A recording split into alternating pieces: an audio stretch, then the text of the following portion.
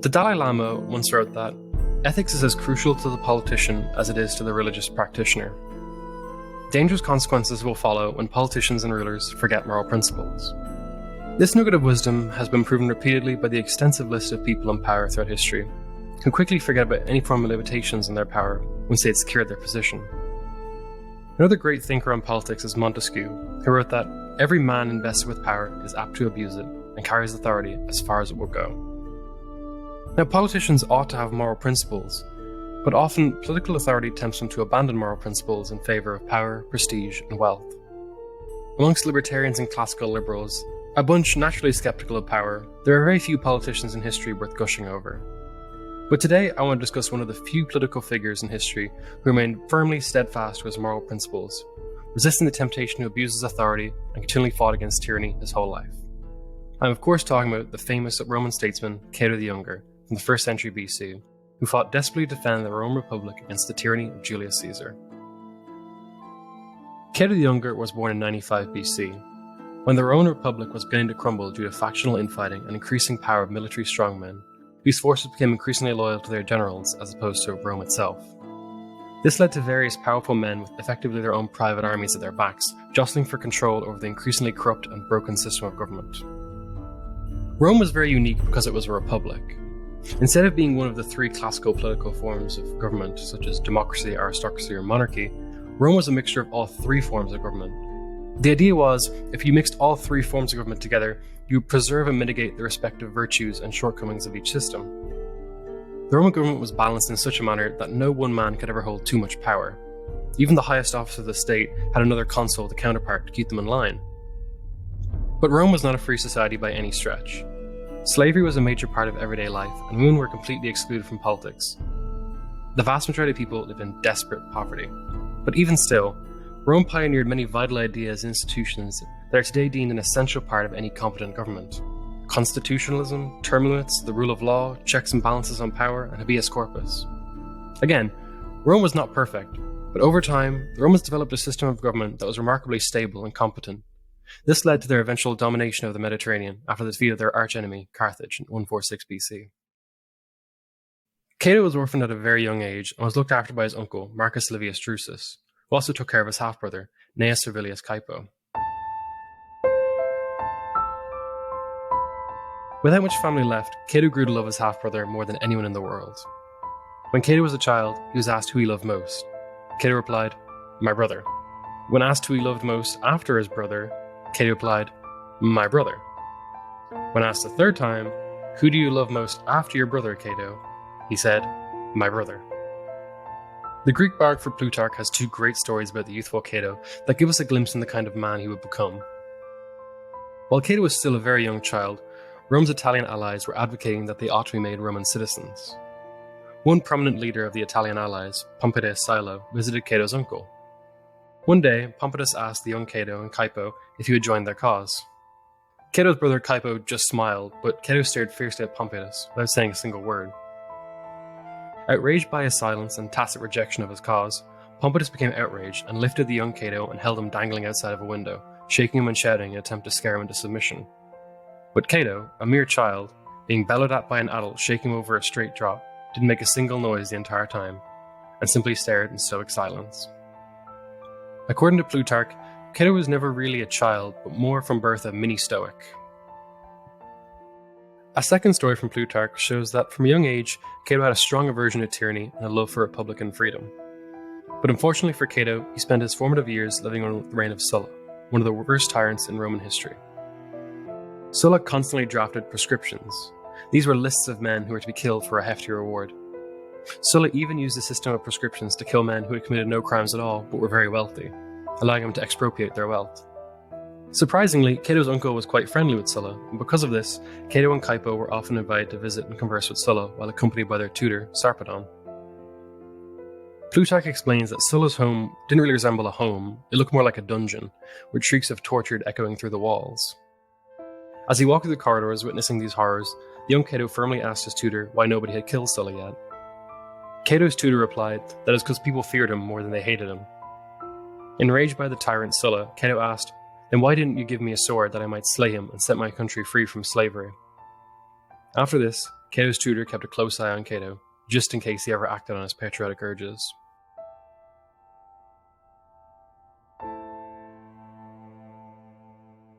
As Cato grew older and began to live independently from his uncle, he began to study and dedicate himself to Stoic principles.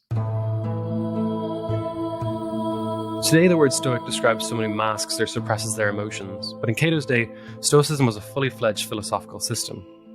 Though highly complex, the best way to summarize Stoicism is that a true Stoic only strives for virtue. External pursuits like wealth or status or pleasure are not inherently evil by any means, but they are subordinate to acting with virtue. Advocates of Stoicism argue that to be happy, one had to follow the rules laid down by nature, which is guided by a sort of divine reason one could call fate. Ideally, the Stoic person ought to be indifferent to all things that are outside of one's control. Though Stoicism was quite popular amongst Roman elites, Cato did not merely talk about Stoicism. He lived and practiced it every single day. Though he could live very, very comfortably from his inheritance, Cato loathed any form of luxury or frivolity.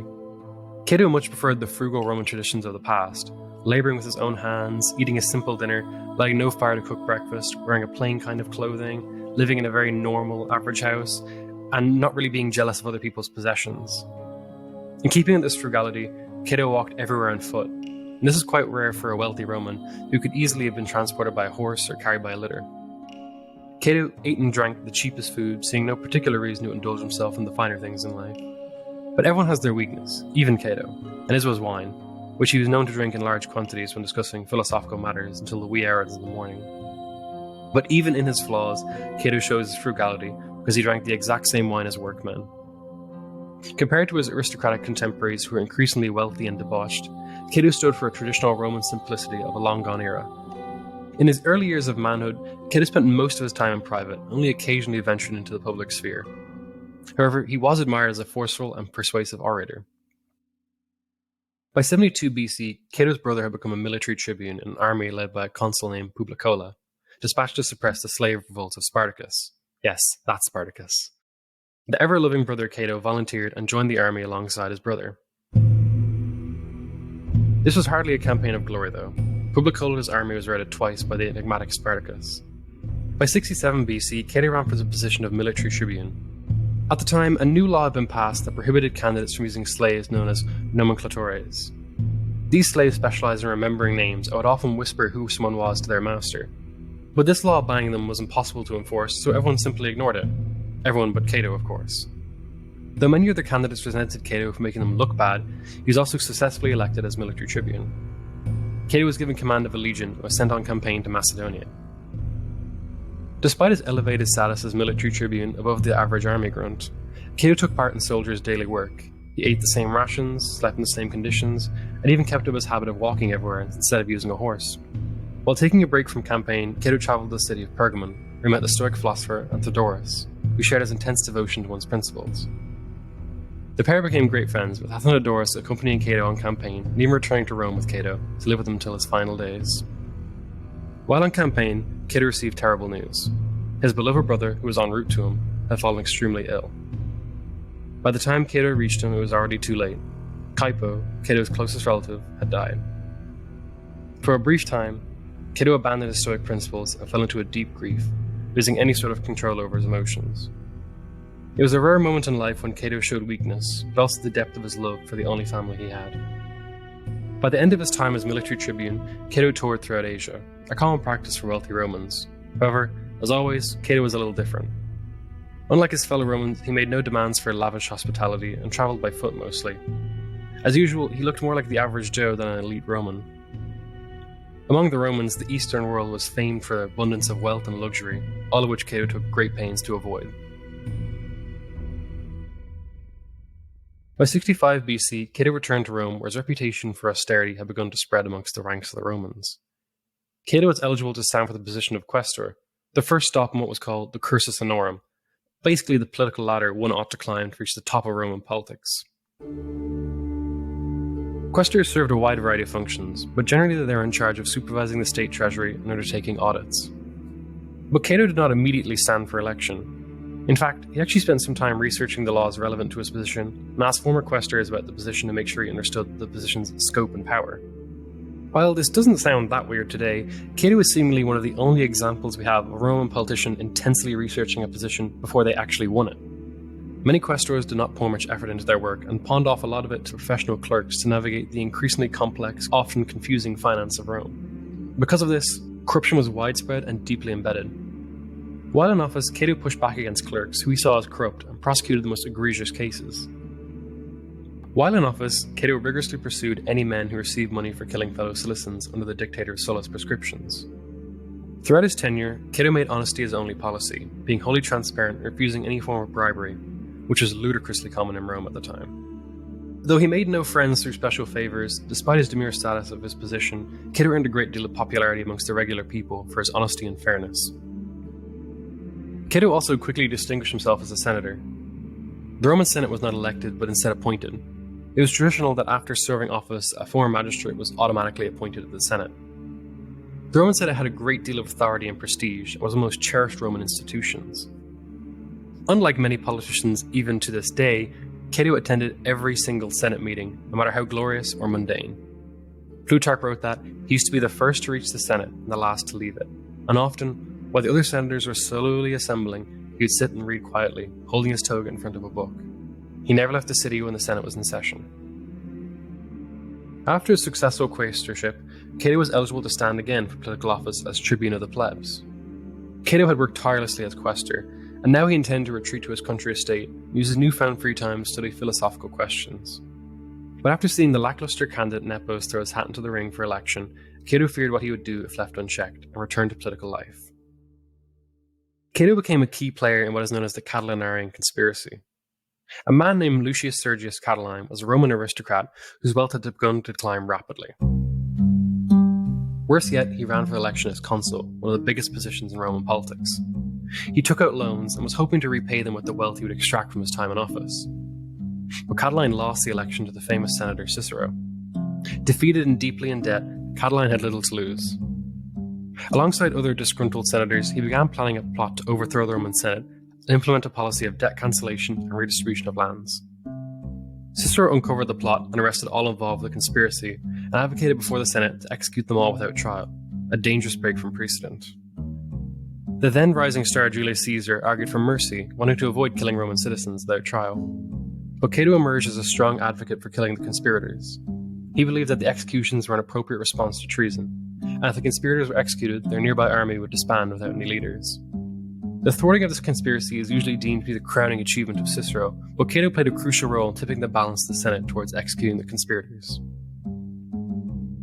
Though Catiline was defeated, the Catilinarian conspiracy revealed how fragile Rome was, and a violent revolution was increasingly likely. By now, the well-connected Julius Caesar had allied with renowned General Pompey and Marcus Crassus, who was thought to be the wealthiest man in Rome. Together, the trio became what is called the First Triumvirate, working towards carving up sections of Rome as their own personal domain. From this point on, Cato dedicated all of his efforts towards obstructing the conspiratorial triumvirate's plans at every turn. Cato was now one of the leading members of the Senate. His moral authority swayed many around him to vote against the interests of the triumvirate. But an ally of Cato's, Cicero, was successfully exiled thanks to the political maneuvering of his arch-rival Claudius. Claudius was allied with the members of the triumvirate, and he believed that both Cicero and Cato ought to be far removed from Rome, where Cato could constantly enforce deadlocks. To get rid of Cato, Claudius and the triumvirate proposed that he be sent to govern Cyprus, far, far away from Rome. Cato had no interest in leaving Rome and refused the position, but the triumvirate passed legislation that forced Cato to take it, regardless of his preference. Cato was reluctant to travel to Cyprus, but while present, he distinguished himself as always.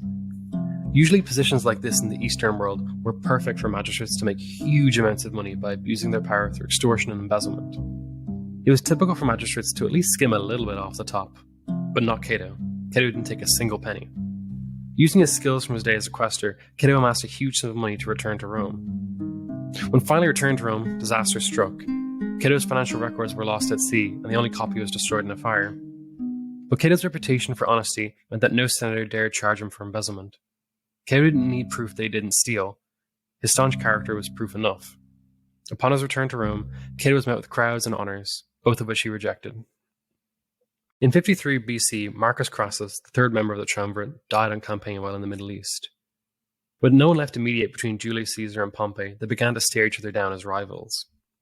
Cato became the leading man in the Senate yet again, who opposed the machinations of both Pompey and Caesar. But Pompey began to side with the Senate, and increasingly it was clear that it was the state of Rome versus Caesar. Back when the triumvirate was still together, Crassus and Pompey helped Caesar become a governor of large swaths of what was then called Gaul, but is now called France. He was given the position of proconsul, or what we call a governor. Normally they serve for 1 year, and during this year they are immune from prosecution. But Caesar had the rules bent in his favour. His term was 5 years long, meaning that for 5 years no one could bring him to court. While a governor, without permission from the Senate, Caesar invaded Gaul and Britannia.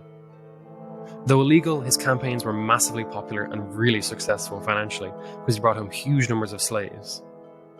If Caesar ever returned to Rome and was out of office, he would lose his immunity and be prosecuted by the Senate for starting a war without their consent. Knowing if he returned to Rome, he could lose everything, Caesar deliberated before famously crossing the Rubicon River into Rome, beyond the point of no return with his army to overthrow the Roman Senate. Pompey took charge of the senatorial faction and decided to abandon Rome to raise an army in Greece to counter Caesar's forces. Cato sided with the Senate and was dispatched to Sicily to secure a grain supply, but was quickly forced to leave when Caesar sent 4 legions. Cato played a relatively minor role in the ensuing 4-year-long civil war, where Pompey did the bulk of the commanding for the senatorial faction. After 4 years of bloody civil war, the senatorial forces commanded by Pompey were annihilated by Caesar's forces at the Battle of Pharsalus in 48 BC. Fortunately, Cato was in charge of his forces elsewhere at Dyrrhachium. Pompey fled to Egypt but was killed before he ever reached land. Without a military leader like Pompey or an army capable of defeating Caesar, the senatorial faction's leading members had little choice but to surrender. But not Cato. Alongside a fellow senatorial commander named Metellus Scipio, Cato escaped to Africa and established operations at a place called Utica. Caesar quickly descended on Utica, and in the Battle of Thaspis, the majority of the remaining senatorial forces were defeated. Cato, who had remained in Utica, was left to ponder his fate. Surrendering wouldn't be so bad. Caesar had practiced a great deal of clemency and pardoned the majority of his enemies.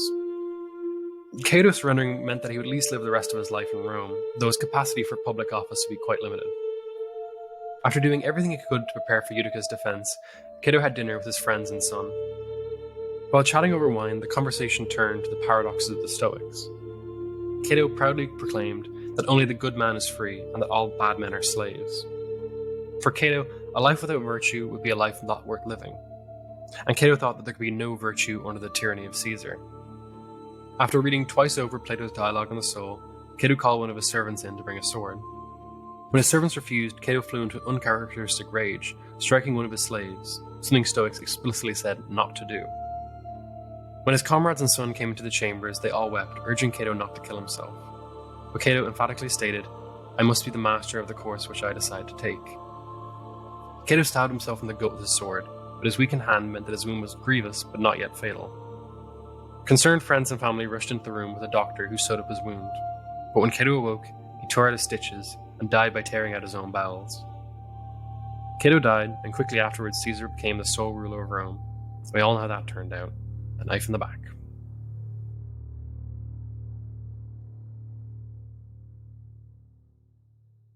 Cato is a bit like my episode on Cicero. Both had tragic endings to their lives that didn't really seem to go so well. However, Cato might have died, but his strict character and example persisted, and it really persisted. Cato became a martyr for the tragic cause of Republican liberty for over 1,000 years. After his death, fellow defender of the Republic Cicero praised Cato, writing that he had been endowed by nature with austerity beyond belief. Cicero believed that Cato committed suicide because life under Caesar jeopardized the pursuit of virtue, so according to Cicero, it was for him to die rather than to look upon the face of a tyrant. A generation later, the Roman poet Lucan distinguished himself as one of Cato's greatest admirers, saying that of the civil war, if the victor had the gods on his side, the vanquished had Cato.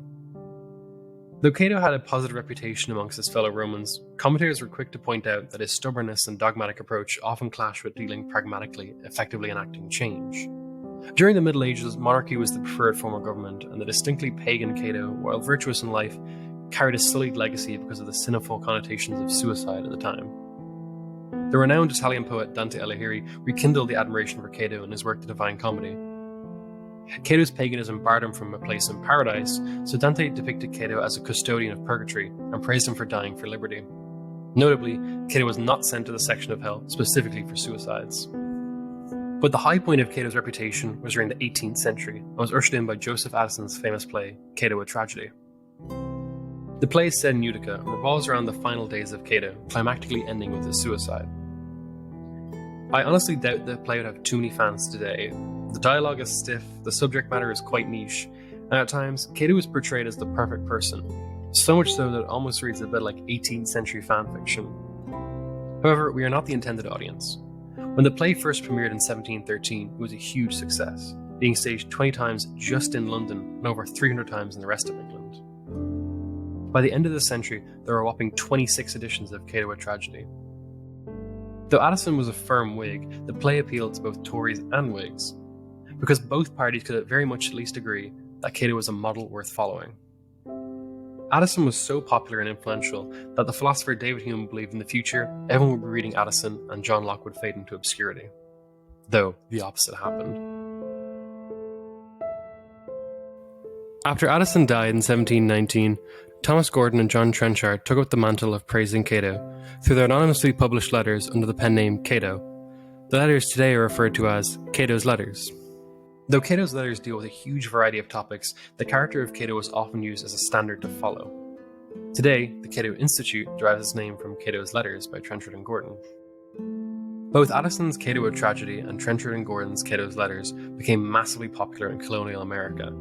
Cato, a Tragedy was first performed in 1735 in South Carolina and quickly became the most popular play in America. Until Arthur Miller's 1949 play, Death of a Salesman, Cato, a Tragedy held the record for the longest-running play in America. When the Continental Army was at their lowest point encamped at the miserable Valley Forge, the sick, hungry, and exhausted troops crowded into a small building to watch Cato, a Tragedy. It is a true testament to Cato's lasting appeal that his story was chosen to rouse the spirits of desperate troops. Cato was consistently elevated by the founders as a model of public and private virtue. Patrick Henry's famous quote, "Give me liberty or give me death," was actually inspired by Addison's Cato, who exclaimed, "It is now not the time to talk of aught but of chains or conquest, liberty or death." Cato's appeal was not even just for men. Abigail Adams signed her letters to John Adams as Portia, the daughter of Cato. Similarly, Mercy Otis Warren often signed herself as Marcia, a reference to Cato's virtuous mother. Suffice to say, the austere standards of Cato loomed large in the minds of 18th century Americans, who always imagined that Cato was watching them over their shoulder, judging. Though not as enthusiastic as their American counterparts, Europeans also held Cato in quite a high regard. David Hume praised Cato as a philosophical patriot. Montesquieu, though originally critical of Cato, came to be a great admirer of his character. Among the French, Jean-Jacques Rousseau sang the highest praise of Cato, writing, "If you are a philosopher, live like Socrates. If you are only a statesman, live like Cato." Cato is the ultimate contradiction of the maxim that history is written by the victors. Though he failed to defend his beloved republic, the vanquished Cato was only elevated higher than the victorious Caesar in reputation and standing. Cato is human and imperfect. We have to recognize that he only stood for the liberty of a very small section of society, the wealthy, well-to-do Roman elite men. But while accepting his shortcomings, Cato reached an almost legendary status and became an enduring exemplar of a devotion to liberty and a hatred of tyranny. Cato inspired and informed the writings of many important liberal thinkers like Voltaire, Hume, and Montesquieu. Across the pond in America, Cato was almost like an honorary founder. He represented everything a statesman ought to be. Though extreme in his stubbornness, Cato was a worthy model of principled leadership. Politicians ought to learn from him. Though it has been 2,000 years since Cato died, through his example, Cato helped inspire in the establishment of stable constitutional republics that we take for granted today.